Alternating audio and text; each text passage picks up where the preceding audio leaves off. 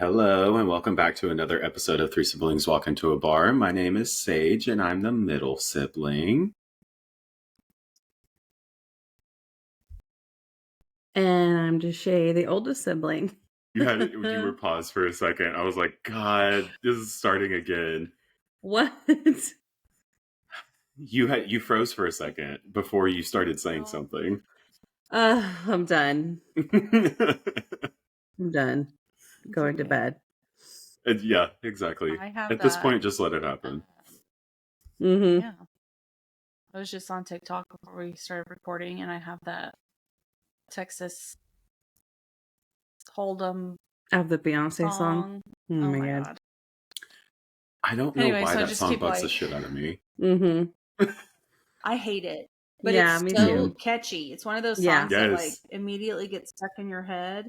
And so I can't get it out. And then I get annoyed because it's like the cool song now. So everybody uses it. And I'm like, and so you hear it 4,700 times. Yes. Yeah, it's everywhere.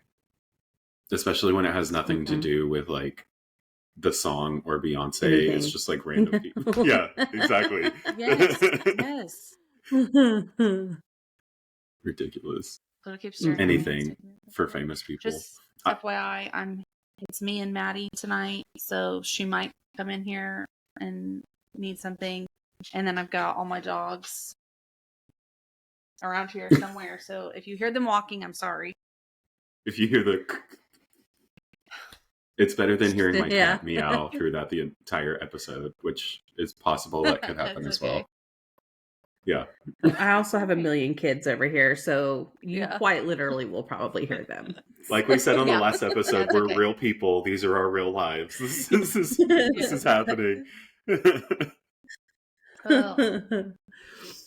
So, speaking of TikTok, I was watching this TikTok yesterday, and it was this girl, and she was like, I was in my kitchen frosting some cupcakes, and she was like, I was here by myself, and my son had just went to bed, and my husband was out with his friends, and I'm just in the kitchen frosting some cupcakes. And then she's like, and then all of a sudden I hear a grown man in my living room go, "Hey." And she was like, I froze. I didn't know. Like, she was like, I could not move. I didn't know. I'm trying to tell a story. And she was like, I couldn't move. I didn't know what to do. And she was like, finally, I got the nerve. I walked into the living room to see, and she was like, nobody was there.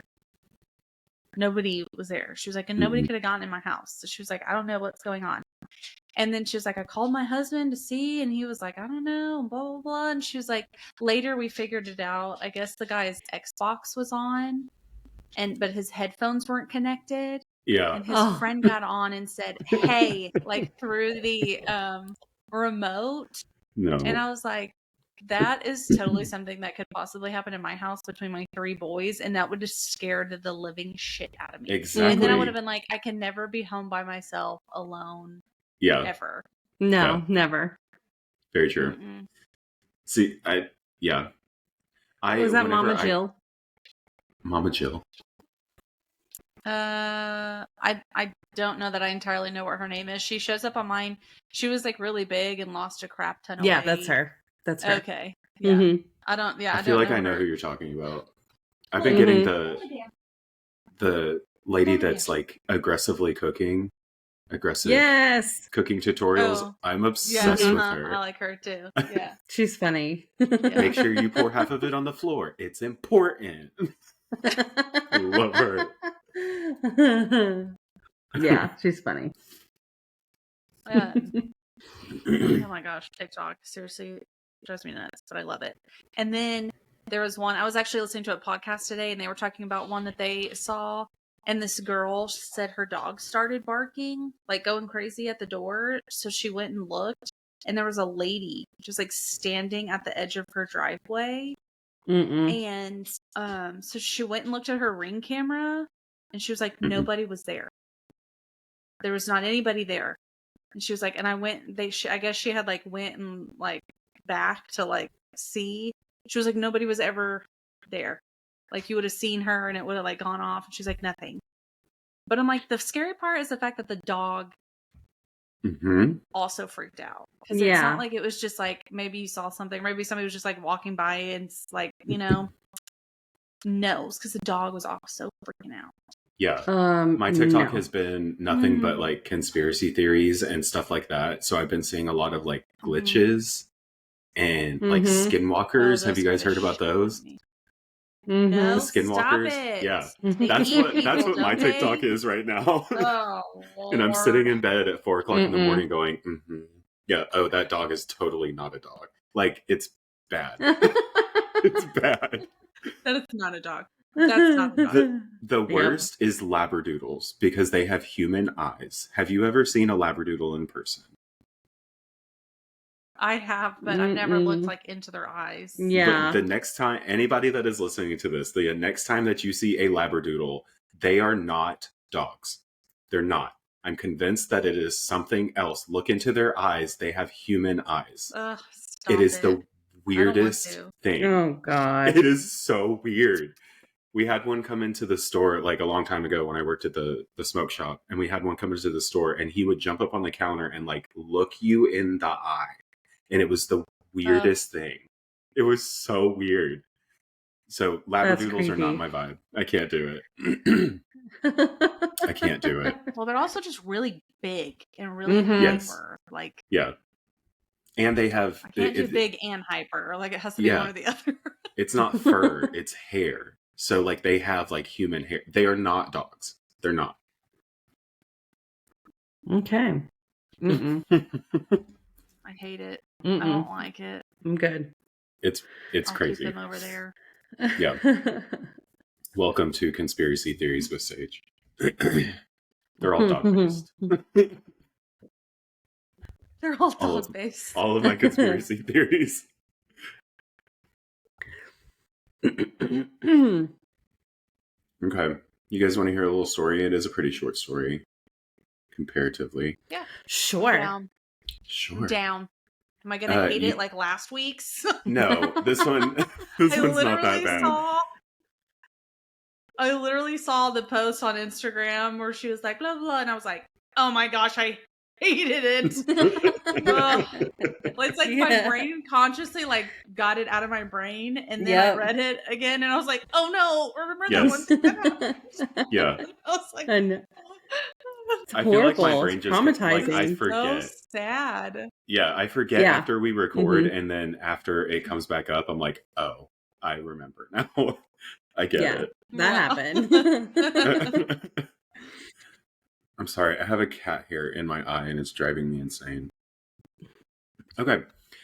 So this is a pretty famous story because of one of the victims. But like once I get into the story, you might just know who it is. Do you guys know the name Andrew Cunanan? No. I don't. Okay. So it's going to take a minute, but we'll get there, and you'll know who he is once we once we get there. So he was the youngest of 4 children, and he was born on August 31st of 1969 in National City, California. His dad was Modesto Pete Cunanan. He was a Filipino American, and his mom was Mary Ann Shalaki. She was an Italian American. And Modesto was serving in the U.S. Navy in Vietnam at the time that Andrew was born. And after he left the Navy, he served as a chief petty officer. He also worked as a stockbroker. So he was just kind of all over the place and just did everything. Yeah. In Andrew's childhood, he lived with his family in National City and attended Bonita Vista Middle School. In 1981, his father enrolled him in the Bishop's School, an independent day school located in an affluent neighborhood of La Jolla in San Diego. So if anybody knows anything about like that kind of area, La Jolla is like the rich people. So this just started everything. At school, he was remembered for being very bright, very talkative, and he even tested with an IQ of 147. So he was a smart kid. He knew what he was doing. This is also where he met his lifelong best friend. Her name is Elizabeth Cote. She's known as Liz to most people. As a teenager, Cunanan developed a relationship. I'm sorry, not a relationship, a reputation as a prolific liar. He would lie to everybody, school, friends, family, everybody. It didn't matter what it was. He just lied all the time. He was also very adept at changing his appearance according to what he felt was attractive at any given moment. So he was really good at fitting in wherever he needed to be. Didn't matter where he was able to fit in. Okay. Which is kind of scary. Kind of scary, yeah. Yeah. So Cunanan came out as gay while he was still in high school, and at that time, that's when he started to have meetups with wealthy older men. In high school, he was also voted most likely to not be forgotten by his classmates. After graduating high school in 1987, Cunanan enrolled in the University of California, San Diego, and he majored in American history. So at this time, I guess a lot of people don't really know that he's lying about a bunch of this stuff. He was able to kind of like keep it away from enough people that not a lot of people really knew who he was, like anything about him, really. He would just make up That's everything. Crazy. In 1988, when Cunanan, so basically he was a chameleon. So any lie that he had to make to be able to get these people to believe him or to fit in where he needed to fit in was what he did. Didn't matter what it was. He didn't care. In 1988, when Cunanan was 19, his father deserted his entire family and moved back to the Philippines. He moved back to the Philippines to evade arrest for embezzlement. So his father was embezzling money, basically. And so he got it from somewhere. The same year, Cunanan began frequenting local gay clubs and restaurants. And his mother, who was a deeply religious Catholic, learned about his sexual orientation. During one of their arguments, Cunanan even ended up throwing his mother against a wall, dislocating her shoulder. So they would get into these arguments about him being gay, and he obviously had a temper. And it was shown by him dislocating his mother's shoulder. That's horrible. That's crazy. Later examination of his behavior indicates that he suffered from antisocial personality disorder. And he was never given this diagnosis while he was like young. He didn't know anything about this. But the reason why they gave it to him later was because of his lack of remorse and empathy, which is what antisocial personality disorder is. Right. Yeah. In 1989, Cunanan dropped out of the University of California, San Diego, and settled in the Castro district of San Francisco. So it's San Francisco in the 80s. The Castro district was like it was the gay place. It was the gay mecca. It was where everybody was. It was the center of gay culture. He moved in with Cote and her boyfriend. So Cote is Liz, the girl that he was really good friends with in high school. Yeah. And her boyfriend, Phil Merrill. Excuse me. In San Francisco, Cunanan continued his practice of befriending wealthy older men and reportedly began creating violent pornography. So no one ever actually saw these videos, but he lies to everybody. So no one really knows what actually happened. But there was enough people that it became a rumor that like someone had seen something somewhere. Yeah. He also hung out in Hillcrest and La Jolla neighborhoods in San Diego, as well as Scottsdale, Arizona, where he had been living off the donations of his wealthy older men. Oh, gosh. So Cunanan is also believed to have been dealing drugs at this time, including prescription opioids, cocaine, and heroin. He also had several aliases. Some of the aliases that they were able to find were Andrew De Silva, Lieutenant Commander Andy Cummings, Drew Cunningham, and Kurt Matthew Damaris. Cunanan allegedly first met fashion designer Gianni Versace in San Francisco in October of 1990. When Versace was in town. He was in town because he was opening this exhibit in San Francisco. And so Cunanan was like, oh yeah, I totally met him. And the entire Versace family is like, we have no idea who this is. And he did not, we've never met him. And he's never met Gianni before. Right. Yeah. So this is, this is who this is. This is, if Versace means anything to you, this is who this is. Okay. So in December of 1995, Cunanan met David Madsen, a Minneapolis architect in a San Francisco bar. They began a long-distance relationship shortly after, but Madsen ended the relationship in spring of 1996. Madsen told all of his friends that he felt something shady about Cunanan. He couldn't quite figure out what it was, but there was something just not right about this dude. At the same time, Cunanan was telling his friends that Madsen was the love of his life. This was my man. This is exactly what I need. This is the love of my life. This is who I'm going to be with for the rest of my life. And the other guy is like, nah, there's something real weird about this dude. Yeah. So in September of 1996, Cunanan broke up with Norman Blatchford, a wealthy older man who had been hosting him financially. So he was living at his house and he was giving him money. And Cunanan was like, I'm out of here. I got shit to do. So he also soon maxed out all of his credit cards. So he has no money at all.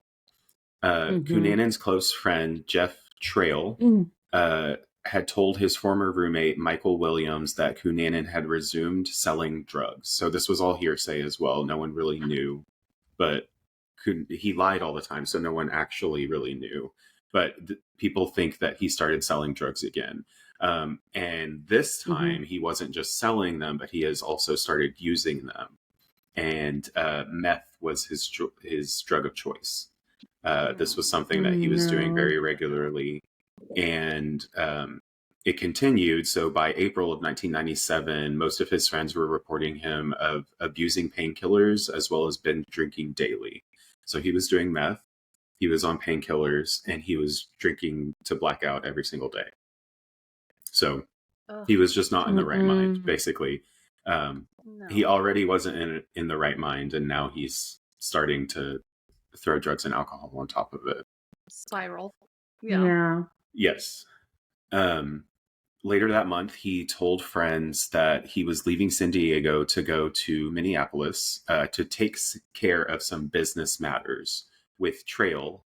So Trail had recently, because of all the drugs and stuff, had distanced himself from Cunanan. And and Cunanan is actively telling people, hey, I'm going to Minneapolis with this guy. And the guy's like, no, I'm not. Like, we're not doing that. So just another lie that he's starting to get caught in. Trail expected Cunanan to return to San Francisco upon leaving Minneapolis. So he thought he was just going to go to Minneapolis and then come back. Before Cunanan's visit, Trail told his sister that he did not want Andrew to be here. A week before his death, Trail told Williams that he had a huge falling out with Cunanan and said, I've made a lot of enemies this weekend. I've got to get out of here. They're going to kill me. So he knows something. And no one knows exactly what he knows yet. On April 24th, Cunanan and 4 friends attended a going away party at the Hillcrest California Cuisine. it was a rare occasion because Andrew didn't pay the tab. So earlier we realized that he broke up with the guy that was paying for everything. All of his credit cards were maxed out. Mm-hmm. And at this time he had built up such a life that he was fitting in with these like very affluent people. And at this time he was like, okay, well, I can't pay the tab now. So he's still trying to live this life, but he has no money. And he doesn't know exactly, like, he's trying to navigate that. Right. Which just seems super fucking stressful on top of everything else. Yeah. It's a lot to keep up with. Yeah. So like I said, he had reached the credit limit on all of his credit cards. He even had to ask for a credit extension to afford the plane ticket to get to Minneapolis in the first place. Upon arriving there the next day, Cunanan's... Do what? Why would they even give that to him? Right. Like, can they not see that, like, he's not, whatever. Yeah. So he's very good. He's a con man. Mm-hmm. Yeah. He's very good. And his dad was doing it as well. Like, so obviously his dad was like his hero, basically. So, his dad obviously, without knowing it, taught him how to do this stuff. And this is how he thinks he's supposed to be kind of navigating. Yeah. How he's supposed to behave. Yeah. Right. Upon arriving the next day, Cunanan stayed with Madsen and a mutual friend. With Madsen, a mutual friend, and they stayed at Trail's house. So the next night, Cunanan and Madsen had dinner at Nye's restaurant and visited the Gay 90s nightclub. On April 26th, Cunanan stayed in Trail's apartment while Trail was out of town with his boyfriend, John Hackett. The following afternoon, Trail told I'm sorry, there's a lot of names. Trail told Hackett that he needed to have a pretty important conversation with Cunanan. And when Trail and Hackett later returned to their apartment, there was no sign of Cunanan or his belongings. So Cunanan stayed there. They went out of town. And while they were out of town, he was like, hey, when we get back, we have to talk to Andrew. Like, we have to have an important talk with him. Like, we can't do this anymore. Mm-hmm. And when they get back, he's gone. So some things that are going to happen, but Cunanan's motivation remains unknown to this day. At the time of the murders, there was extensive public and press speculation linking the crimes to Cunanan's alleged discovery of being HIV positive. So what this just goes to show you, the media at the time, a gay man is doing some crazy shit. So they're like, oh, it's because he found out he has HIV. When they did his autopsy, he doesn't have HIV. He was HIV negative. Why would they say that? Mm-hmm. The gay panic was a thing. It was a very serious thing. Crazy. And like, it's just little things like this that people don't think about. But it was like, the media was saying like, he found out he's HIV positive, so he's going and doing all this shit. And he's like, no, I'm not. But who knows? Because he lied to literally everybody. So it's very possible that he could have told somebody at some point. Mm-hmm. Mm-hmm. Sorry. So police searched the houseboat where Cunanan's body was found. And spoiler alerts, he left no suicide note and no personal belongings, and very few personal belongings.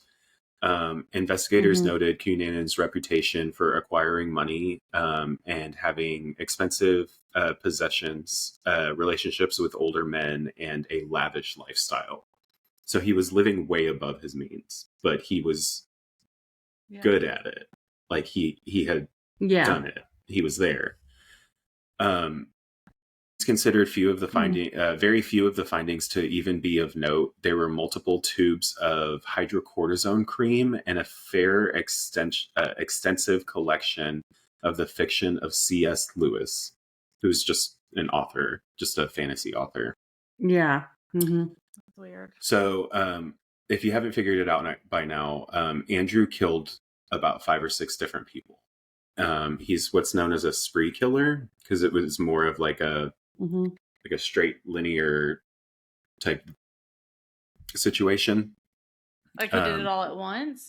It wasn't all at once, but like it was more of a back to back. It wasn't really like a planned type thing. It was like I'm trying to get to this goal and these people are in my way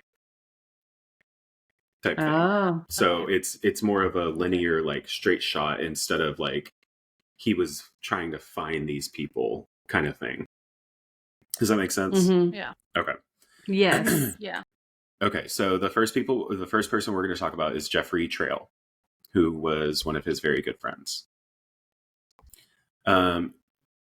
Cunanan's killings began in Minneapolis on April 26th of 1997 with the murder of his friend, 28-year-old Jeffrey Allen Trail. After an earlier argument in Trail's apartment, Cunanan stole Trail's gun and took it to David Madsen's loft apartment.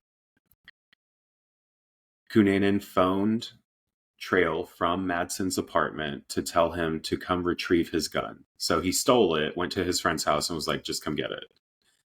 And when he got there, Cunanan beat him to death with a hammer in front of Madsen. So Madsen had no idea what was happening. He didn't know. He just knew that Andrew was very like manic. And he was like, okay, well, I have to help my friend. And he didn't really know what was happening. So then Trail comes over and in front of his other friend, he beats him to death. Oh my God. On April 29th, one of Madsen's coworkers was concerned about his absence from work, and they visited his apartment to check on him and discovered Trail's body that had been rolled up in a rug and placed behind the sofa. Trail's watch had stopped at 9:55 p.m., which made authorities believe that was the time in which he was killed. So the next person we're going to talk about is David Madsen. David John Madsen was 33 years old and was Cunanan's second victim.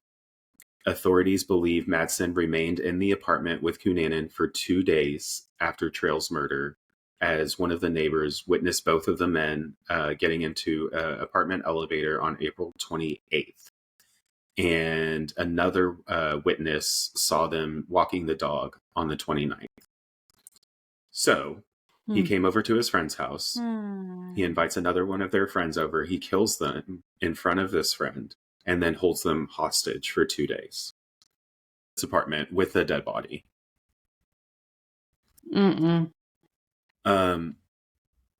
Investigators then treated Madsen as a suspect in Trail's murder, but Madsen's family insisted that he had been held hostage by Cunanan. So obviously there's only one other person in there, so they're going to think that he was part of what happened.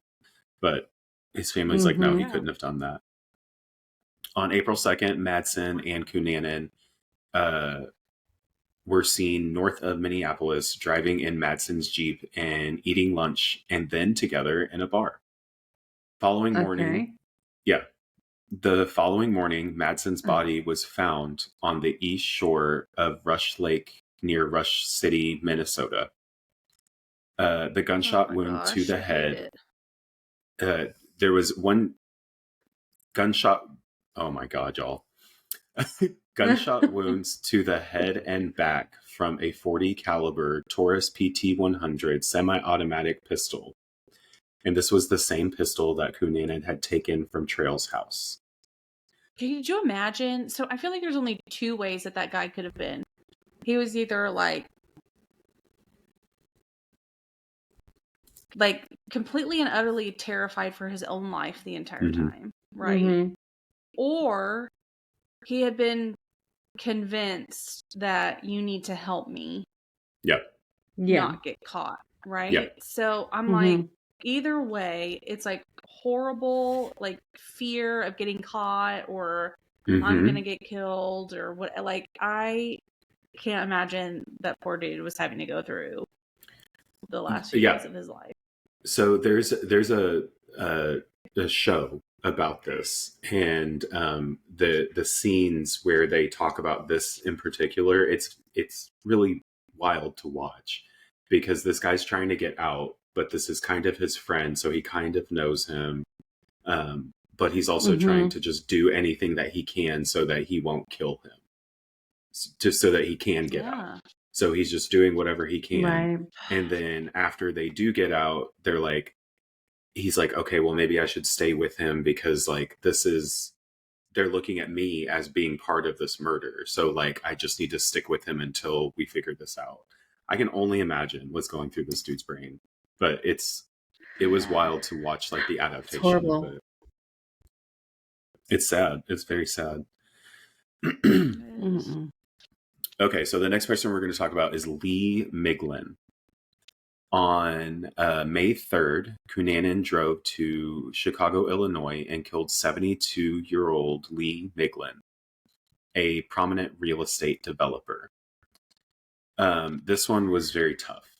So he bound Miglin's hands and feet and wrapped his head completely with duct tape, and then stabbed him more than 20 times with a screwdriver. Oh, he then slit his throat with a hacksaw and stole his car. Oh my God. He's 72. You didn't need to do that. No. So this is... He's 72 years old. Yeah.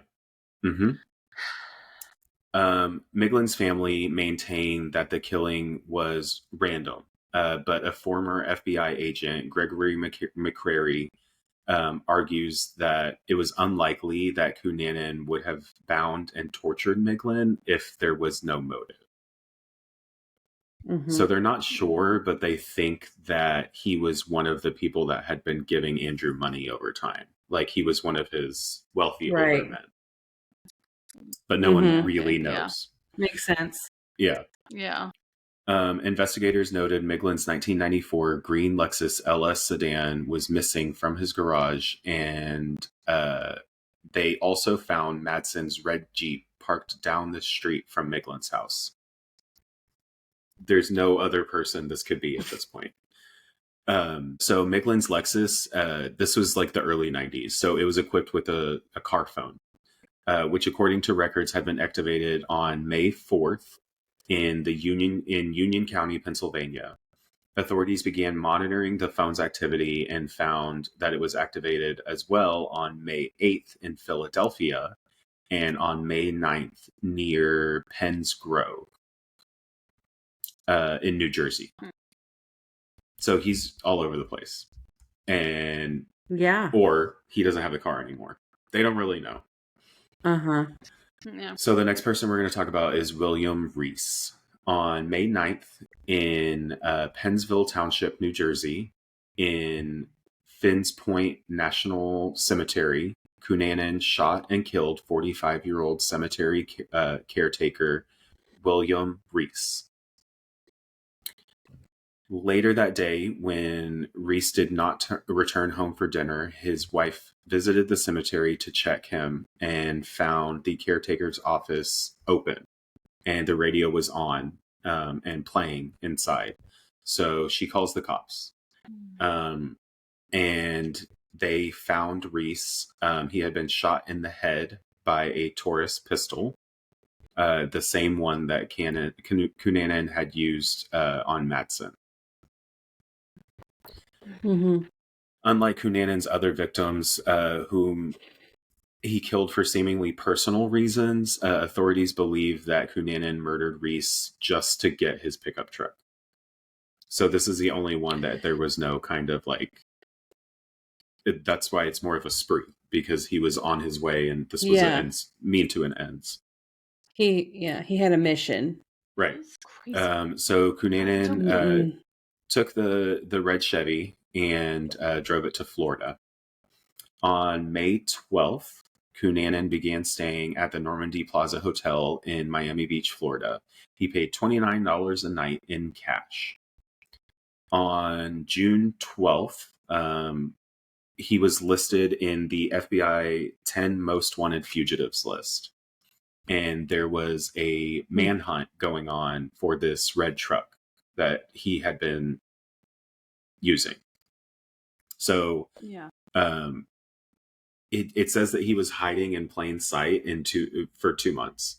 So he's in Florida. He's just living in Florida. That like he's there, but just nobody knows that he's there. Yeah. Mm-hmm. Cunanan used his own name to pawn a stolen item on July 7th, despite knowing the police routinely reviewed pawn shop records. So this is something that's like an argument between people that have researched this case. Was he trying to get caught, or was he just like, did he just make a mistake at that point because of everything else that had been going on? Yeah. So no one really knows. On July 14th, seemingly out of money, Cunanan checked out of his hotel room without paying for the last night that he was there. So the next person we're going to talk about is Gianni Versace. This name everybody should know who this is. Mm-hmm. Yep. Around 8:45 a.m. on July 15th, 1997, Cunanan murdered 50-year-old Giovanni Maria Versace on the front steps of his mansion in Miami Beach. Versace was returning from a visit to the local news cafe where he had picked up all of his magazines, and he was shot in the back of the head and once in the left cheek with the same Taurus pistol that Cunanan had used to murder Madsen as well as Reese. What the hell?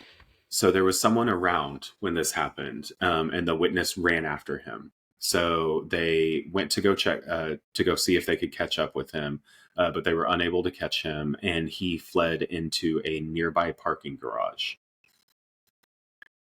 So Versace was taken to the hospital, the Jackson Memorial Hospital, and he was pronounced dead at 9:21 a.m. So responding police found the red truck that had been stolen from Reese in a parking garage nearby where Versace was killed. It contained Cunanan's clothes and clippings of newspaper reports from the murders that he had done. So these are the things that he deems important enough to keep with him, were the newspaper clippings. On July 23rd of 1997, Cunanan's body was found in a luxury houseboat in Miami Beach after a caretaker reported to police from hearing a gunshot. He had shot himself in the head with the same pistol that he had used to kill his friend Madsen, as well as the innocent man Reese and Versace. Cunanan's cremated remains were entered into a mausoleum in San Diego. It's Andrew Cunanan. Oh, then what was the point? Like, what was his end goal? He wanted to be, so from what I gather from everything that I've read about him, when he was in school, the more rich he seemed, because he was an immigrant. So like his dad was from the Philippines and his mom was Italian. So the more he fit in and the more rich he was and the more he could fit in with these people, the better off he was. So he found that out in high school. Right. So he just continued to do that, and he didn't care how he did it. He lied and cheated the entire way and used these older men to get to where he wanted to be. And then at a certain point when he got there, he didn't know how to maintain it.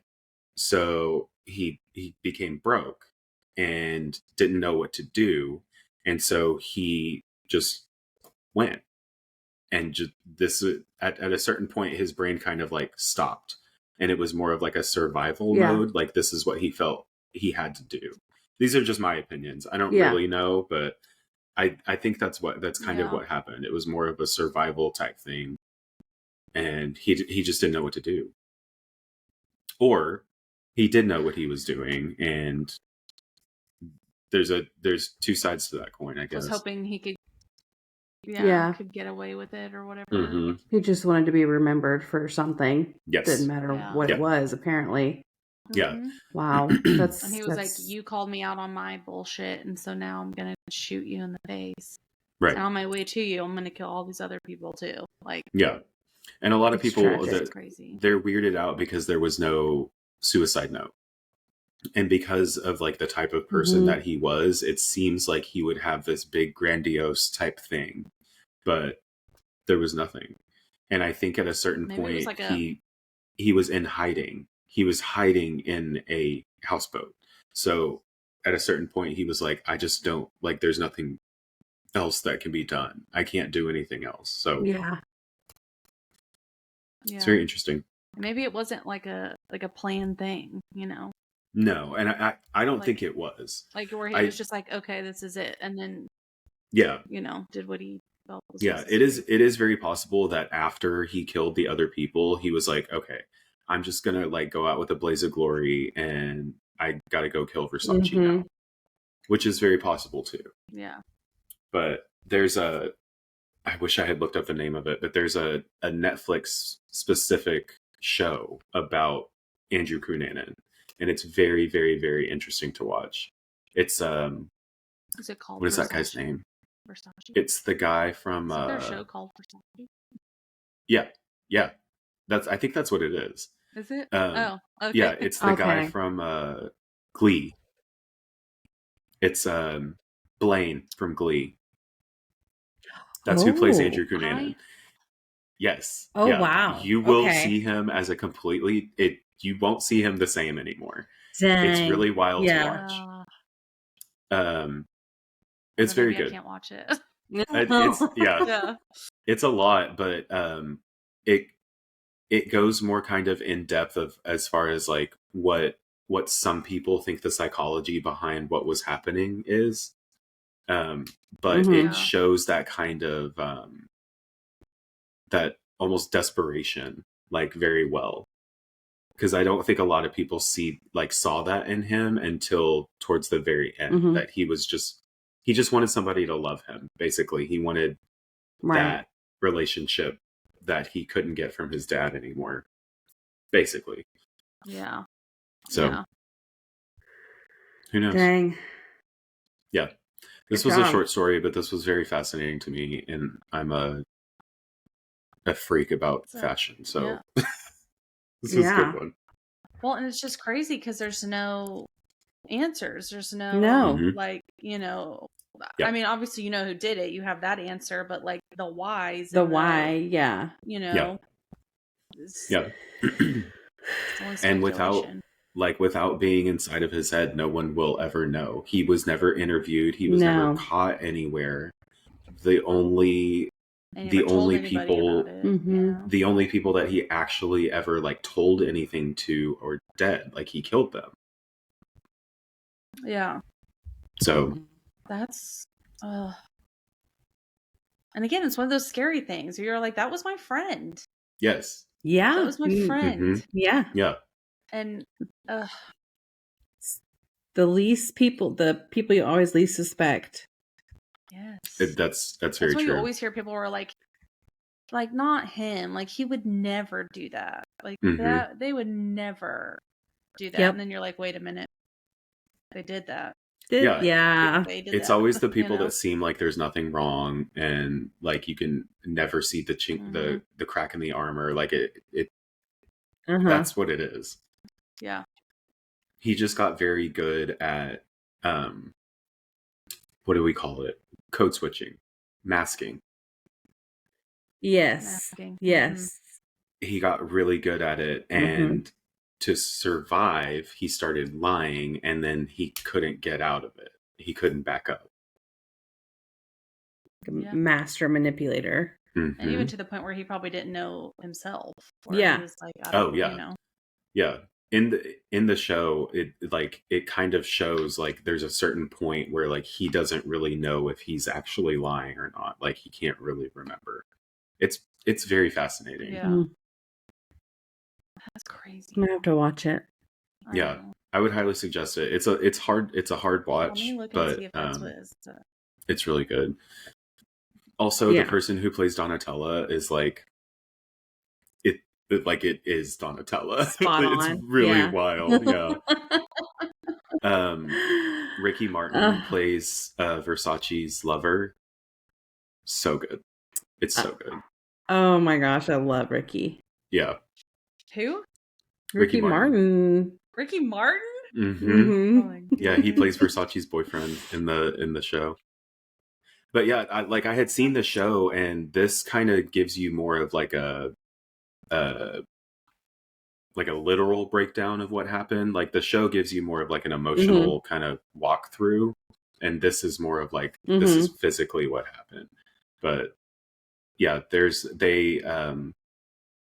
like the scene where he kills his friend in front of his other friend in his apartment. Like you see all of that, and like you see what the other person's going through, and it's hard to watch. Oh God.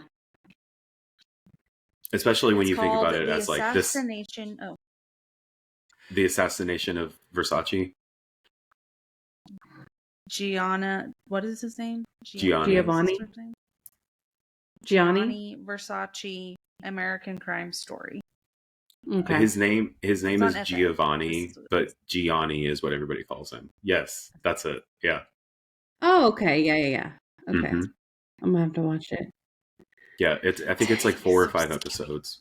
It's really good. I know they're not scary, but like they're like scary. You know what I mean? Thrillers. Like, don't watch it anywhere around the kids because it's very gay. It is very gay. Just very gay. That's all I'm gonna say. So gay. Yeah, that's all I'm gonna say. Like if they walk by, they might like turn a little bit gay. It might. Yeah. It's just like the vibes that the TV sends out. Just like, yeah. Gay. Exactly. Oh my gosh.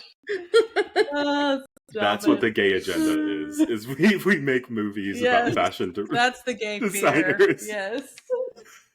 Oh my god. I mean, what's that show? Like the Fab Five or Fab Five, whatever. Like that's not going to turn you gay. Yeah. Versace will. I love it. It's so good. So funny. But yeah, it's very interesting because a lot of people, like me personally, I watched the movie and I was like, oh, that was very interesting. And then I was like, wait, there has to be more to this. Like someone has to know something. Yeah. So I had to kind of research. It was very interesting to look into like what actually happened from seeing the dramatization of it. Yeah. It was pretty cool. Not cool, but it was fascinating. Good job. Yes, it was really good. You know, I got to throw my gay soapbox in there at any point. Don't turn people gay. Yeah, exactly. That's all I got from what you said. Is don't watch it around your kids. It'll turn them gay. It's making the freaking frogs gay. Oh my gosh. We love him. Man. Oh, y'all. That was crazy. I didn't know that that's what happened. I didn't know that he was murdered. I didn't know anything about that. Yeah. On the front steps of his mansion. Yeah, that's right. That's what's hard. Like that's like a big like F you. Yeah. And I wonder if that like I'm sure it was like prevalent before, but like having very tight security. Yeah. So people are like, he literally got murdered on his front steps. Like, I need people, like, you know.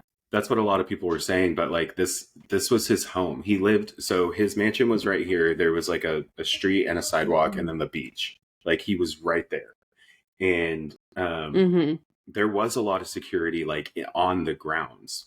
But every morning he would get up and walk to this cafe, grab whatever magazine he was on and some coffee and walk back. And it was just his like morning routine. But you're right. Like no one ever really thought about that in the 90s, I guess, until something like that happened. No. And there are some rumors that like Andrew was losing everything. So like he had lost all of his money, all of his credit, everything, and he saw Versace as like this unattainable like goal, basically. And so that's why he killed him. Yeah. That's one of the theories that people talk about. Which is just so crappy, you know? Yeah. And I can't get over the 72-year-old. Yeah. No, 72 years old. Leave him alone. Mm-hmm. That was another one that was tough. Like, it I don't know. And that no one knew if it was like one of his clients, like the wealthy older men, or if it was literally just to get his car. Nobody knows. Right. But like in the show, he was staged, like Andrew staged him with like porn and stuff to like make it look like he was part of that, but no one knows. It's super fascinating to me. Like there's all these unanswered questions and there's literally nobody that could ever answer them. Yeah. No, never. Yeah. Lots of guesses. Well, good job. Yeah. Mm-hmm. It's Cunanan. Sorry, Thank a bunch you. of kids That's fine. walking around. I'm sure there's been all kinds Tell of them to noises sit from down all and of our shut up. houses during this. Deegan, I know. I heard and my Garrett cat, are down my here, dog like wouldn't leave me alone. I'm like running oh, good around, Lord. playing like they're fighting, and I'm like, oh my gosh, y'all! I'm like, aren't y'all tired? Y'all literally I spent know. the whole day at Six Flags. Go to bed. Like, go to sleep. Yeah. Jeez. So it's 9:40 right now, and it feels like it's like 7 o'clock in the afternoon. I hate this time change. I hate it. It's yeah, I'm so tired. Sammy was up at 5 this morning, and he's like ready to chill, hang out. I'm like, no, dude. No, we're not My doing alarm it. went off yesterday, and I was like mad when it went off. And I was like, it is not fucking time to get up. And then I looked at it, and I was like, yeah, okay, yeah. Well, and it's just an hour, but it doesn't feel like that. No, it feels crazy. And I was literally, because I had taken a nap Saturday, and so I was just up later than normal on Saturday night. And then I'm just chilling, and I look at the clock. I'm like, oh my god, it is 3 o'clock in the morning. I was like, what the hell happened? I was like, I was like, it was literally just like 1:30, which it was, and then it hit 2 o'clock, and it immediately jumped to 3 o'clock, and I was like, I gotta go to bed. What the hell? It's like I got kids. They're gonna wake up in the morning. The same thing they happened don't to care me. that the time changed. They're gonna wake up. The same thing happened to me, but when I looked at the clock, it was like 5 in the morning, and then I was like, fuck, I have to go to work tomorrow. And then I couldn't go to sleep because I was anxious because I was up too late, and I was going to be tired at work tomorrow because I was it was a spiral. That's usually how it works. Yeah. I hate it. Welcome to having lots of anxiety as an adult. Yeah, it's great. Great. One of my favorite things. It's my favorite. I love it. I love that for us.